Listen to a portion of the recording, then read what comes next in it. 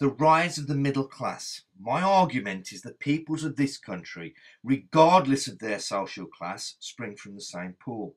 It is also my belief that it was through the Germanic influence that England first started to develop the social class system that is so firmly entrenched even to the present day. Genetic evidence would suggest that Germanic speaking immigrants were few in number. So, how did their language spread and become so dominant? There are many examples of British Celtic cultural influences in England: Morris dancing, well dressing, systems used to count sheep, to name but a few. Many place names in the western half of England derive from Welsh origins, while nearly all the rivers in western England have Welsh names. However, there are very few place names of British origin in the eastern half of England. A surprisingly small, minuscule number of words from Brythonic Celtic language made their way into the Old English language. It was the Germanic people of England who coined the word Welsh, derived from their word for foreigner. They weren't only talking about the peoples who inhabited the mountains of the west, they were referring to the larger number of people, in most areas the majority of people in England. Laws were in place that actively discriminated against the Welsh. These laws were codified centuries after the initial Germanic influence at the end of the Roman Empire. Just perhaps the relationship between the first Angles and the British around them may have been very different.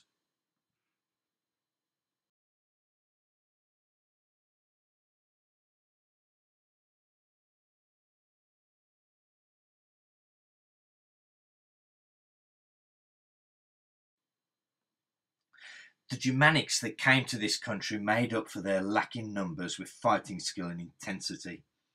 Many of the native British would have been happy to accept their overlordship if it meant protection from the Pictish raids, Scots, and even others of their own countrymen. Most people, then as now, wanted to live out their lives in relative peace. If that peace could be offered by a British warlord, as in the west of the country, then good. If not, then the people had to look to the Engle and Saxons for leadership. The Engle had a strong sense of identity, believing they came from the bloodline chosen by the gods to fight at Ragnarok, the great battle at the end of days. Due to their numbers, however, they would have had to use British people to organise the people and even to fight in their war bands. One can easily see that many aspirational British would have identified the fact that taking on the trappings of Germanic culture could help them progress. There was already present in Celtic and Germanic culture the emphasis of loyalty to the Lord, expressed through the oaths in the Meador, given in return for favour. There had also been a history of Romanised British supporting and positively aiding Saxon and Pictish raiders in revolts against Rome. How many promising young British warriors took their first mead oath in a foreign tongue of the English before fighting against lords who spoke their native language? Brythonic Celtic and Germanic languages are spoken side by side in England for many years, but had very different status. Perhaps the native people had more influence on Old English than would be apparent from the very few Brythonic words in its vocabulary. Common words in Old English like dog, bird, pig don't appear to have come from Germanic origins, and are perhaps remnants of the Brythonic dialects that were spoken in English-dominated areas. Then much of the syntax of Old English just isn't Germanic either. It is almost as if these people had learnt English as a foreign language. There weren't many real Ingles around, so we weren't able to go around correcting all the grammatical errors, and therefore the result is Old English. What better way to show your status in the new society than by speaking the Germanic tongue, however inaccurately? Emphasising, of course, the difference between you and those in the lower order who use the Brythonic language, the sheep counters. As you enhance your position, perhaps by marriage in the elite, those British grandparents and cousins become an embarrassment. What better way to distance yourself from them than by seeking to actively discriminate against them? After a few generations, the emerging middle class had brainwashed themselves into believing that they were Germanic English, set apart from the conquered peoples. Sorry, but the genetics tells us that you weren't. With such stigma attached to the Celtic languages, few would have wanted to speak them, and they faded away. However, in some areas of the country they lasted until the 11th century, including, surprisingly, the Fens in the east.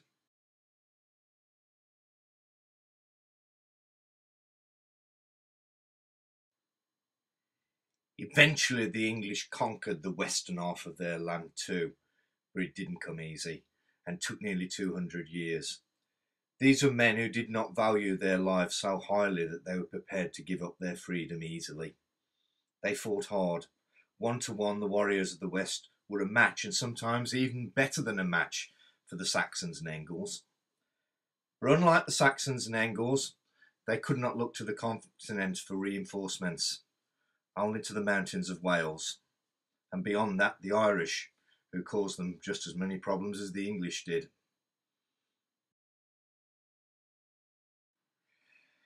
The Germanic-speaking peoples of Britain went on to create one of the most prosperous advanced countries in Europe, while women played a more active role in the rise of England than traditional history would give them credit for.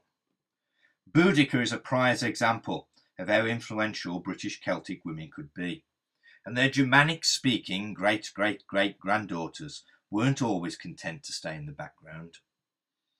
Athelfleda was the eldest daughter of Alfred the Great. She married the ruler of Mercia, well, at least that part of Mercia that fell outside the Danelaw, and upon his death she ruled the realm in her own right.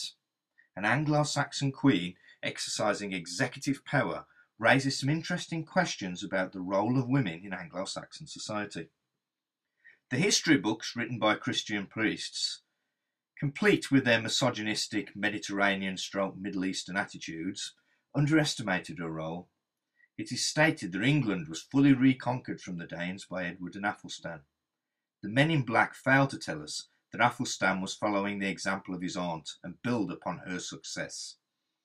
Athelfreda wasn't afraid to lead her army into battle, or wield a sword herself.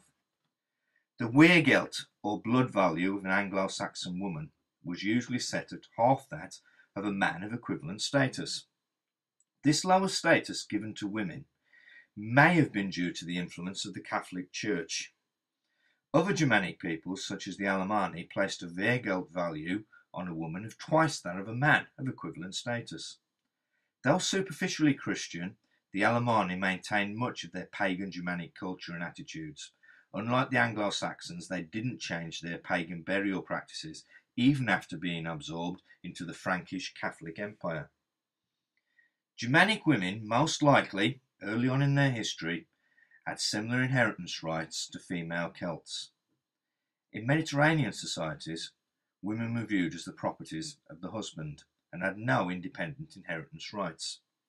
Examining Icelandic sagas brought Carol Clover to the conclusion that pre-Christian Nordic, and by implication pre-Christian Germanic societies, operated a one-gender system, where masculinity and femininity were understood as two ends of a continuous spectrum.